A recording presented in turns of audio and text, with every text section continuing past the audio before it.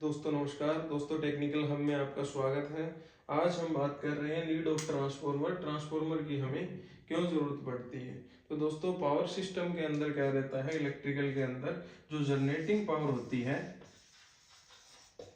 वो काफ़ी कम रहती है। जिस तरह 11 kV की हम सप्लाई जनरेट करते हैं, ठीक है, तो क्या रहता है कि हमें उस 11 kV को लोडिंग स्टेशन तक ट्रांसमिट करना होता है। तो ये वोल्टेज जो है वो तो काफ़ी कम है, लेकिन जो ये पावर होती है ना इसकी वो काफ़ी ज़्यादा रहती है, ठीक है। पावर जो जनरेटिंग स्टेशन पर पावर काफ़ी ज़्यादा रहती है, तो उस पावर को हम डायरेक्टली ट्रांसमिट करेंगे तो ये पावर को हम इस तरह भी लिख सकते हैं, ठीक है। फॉर एग्जांपल मैं आपको समझा रहा हूँ, तो क्या रहेगा, ट्रांसमिट करेंगे तो ये आई स्क्वायर लॉसेज है, आई स्क्वायर आर, ये पावर के लॉसेज रहेंगे क्योंकि उसका कंडक्टर का जो है रेजिस्टेंस रहता है, उस वजह से पावर लॉसेज होती है आई स्क्वायर आर की फॉर्म में। तो हमें क्या करना पड़ता है, अगर हम इस रेजिस्टेंस को अगर हम कम कर सकते हैं तो ये लॉसेज कम हो जाएंगे, ठीक है, या फिर हम कर सकते हैं करंट को कम, उस वजह से भी लॉसेज कम हो जाएंगे।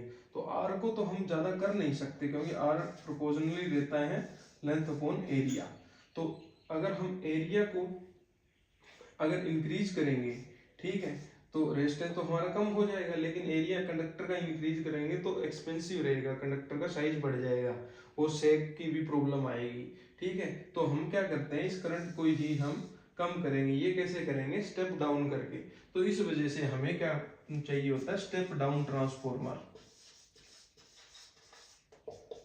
For transmission.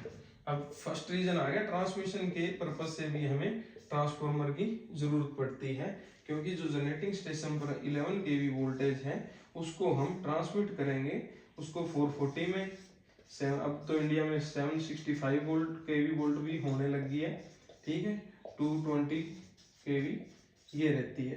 तो इसमें हम ट्रांसमिट करेंगे। अब हमारा आ जाता है वोल्टेज, जो ये हमने ट्रांसमिट किए ये हमारे लोडिंग एरिया में आ रही है, जहां पर हमारा ग्रिड बना हुआ है, जिस तरह 132 का ग्रिड बना है केवी का, या फिर 220 केवी का हमारा ग्रिड बना हुआ है।